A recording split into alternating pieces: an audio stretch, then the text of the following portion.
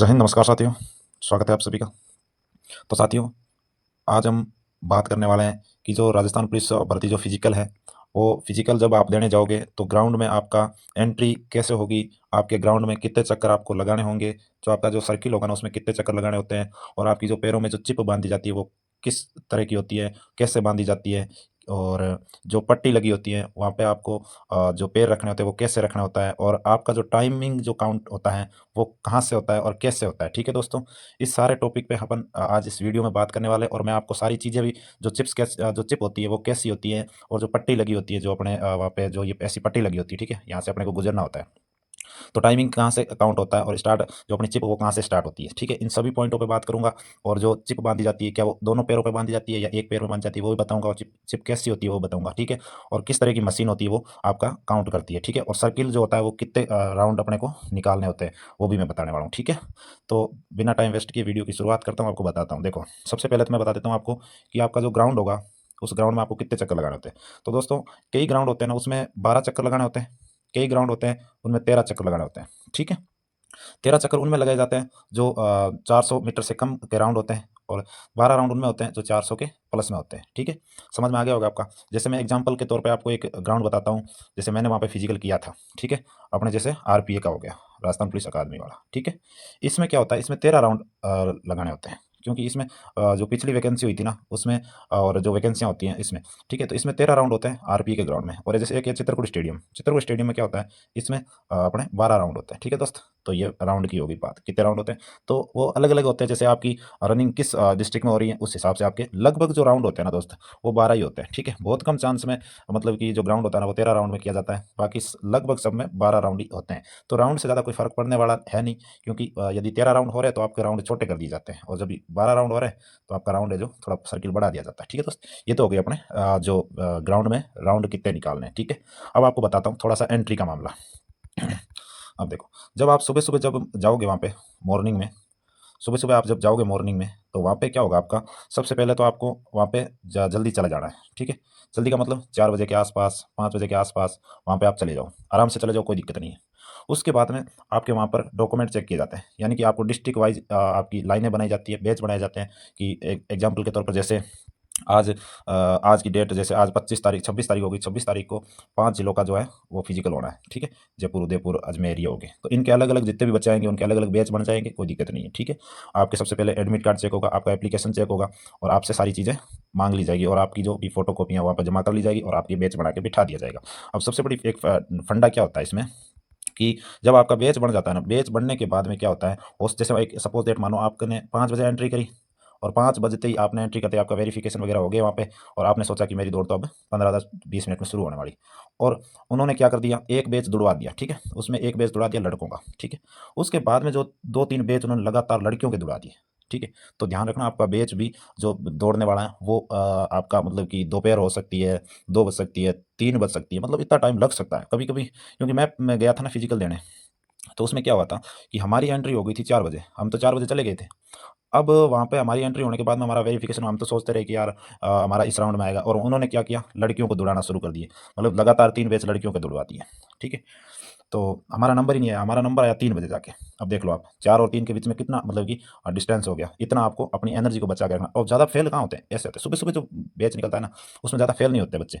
और जब ये वाला बैच होता है ना, 2-3 लास्ट वाले बैच, मतलब 2 बैच मान लो आप, तो ये वाला है ना इसमें बहुत ज़्यादा फेल होता है भाई, क्योंकि है ना एनर्जी सारों की वीक हो जाती है, और फिर मतलब कि कुछ भी नहीं दिखता कि यार जैसे तैसे हो जाए, निकाल दे, बस परेशान कर दिया, ठीक है। तो आप अपनी एनर्जी बना के रखना, और बाकी कोई दिक्कत नहीं है, ठीक है। ये हो गई अपनी ये वाली बात। अब बताता हूँ आपको कि जो चिप लगती है ना पैरों वाली वो कैसी होती है, ठीक है, किस तरह से मशीन लगी होती है, सारी चीज़ें काउंट कैसे करती है बताता हूँ अभी। अब देखो, ऐसी पट्टी लगी होगी आपकी, ठीक है, ऐसी पट्टी होगी आपकी वहाँ पे। ये क्या है, ये तो वो पट्टी है जहाँ से आपकी जो आपने जो आपकी जो लगेगी ना वॉच आपके पैरों में, वो यहाँ पे जब आप पैर यहाँ पे टच करोगे ना, यहाँ पे जैसे आपने पहला पैर यहाँ रख दिया, यहाँ रखते ही आपकी टाइमिंग शुरू हो जाएगी, ठीक है। आपकी टाइमिंग यहाँ से शुरू हो जाएगी। तो आप देख लो, ऐसी पट्टी होगी, इस पे आपका पैर पड़ना बहुत ही जरूरी है, इस पे आपका पैर पड़ना ही चाहिए, तब आपकी रनिंग आपकी काउंट होगी, वरना नहीं होगी। और हो ही जाती है, ठीक है, ये बहुत चौड़ी होती है पट्टी, ऐसी 2 पट्टियाँ लगी होती हैं, ठीक है। तो इस पे नहीं तो इस पे तो पड़ेगा ही पड़ेगा आपका पैर। तो एक तो अपनी मशीन की बात होगी, पट्टी कौन सी कहाँ पे पैर रखना होता है, ये वाली होती है पट्टी, ठीक है। आप समझ लेना इसको, ये क्या होती है, कंप्यूटराइज्ड होती है, ठीक है। ऑटोमेटिक होती है, अपने आप आपका टाइम काउंट कर देती है। ठीक है, अब आपको बताता हूँ कि जो पेयर कैसे रखना है।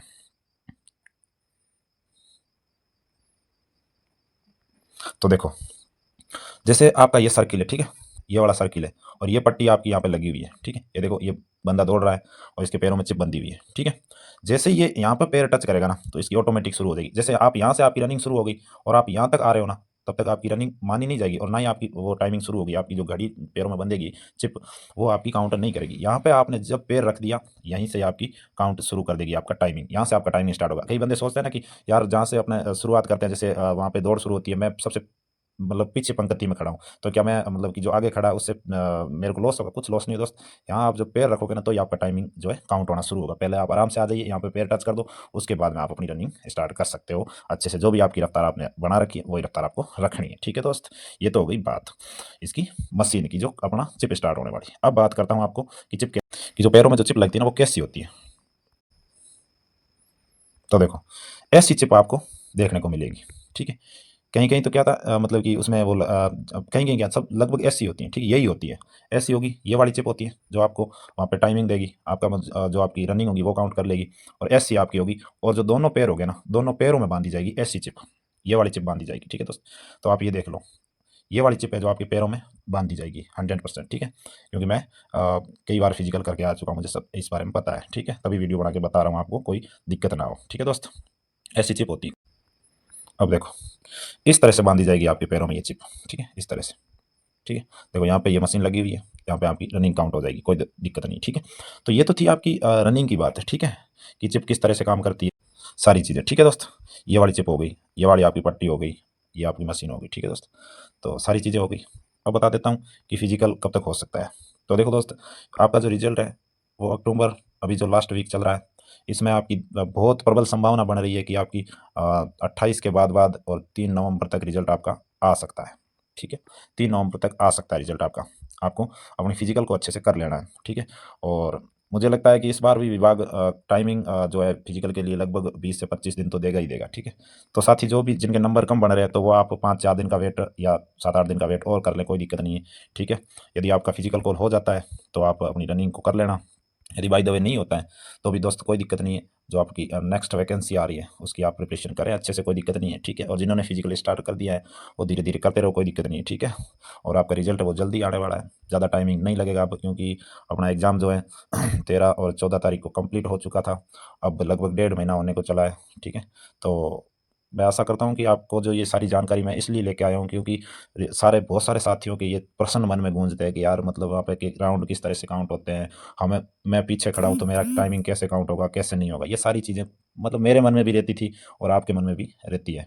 तो आशा करता हूँ कि सारी चीज़ें आपको समझ में आ गई होगी। मैं मानता हूँ कि ऐसा पहला वीडियो है जो इस तरह से चिप और ये सारी चीज़ों के बारे में मैंने विजुअली चीज़ें समझाने की कोशिश करी है। ठीक है दोस्त, यदि आपको वीडियो अच्छा लगा तो अपने साथी के तक ये साझा ज़रूर कर देना, ताकि उसको भी जानकारी हो सके। ठीक है दोस्त, मिलते हैं नेक्स्ट टॉपिक के साथ नए वीडियो में, तब तक के लिए अपना ख्याल रखिए, अच्छे से फिजिकल करते रहिए।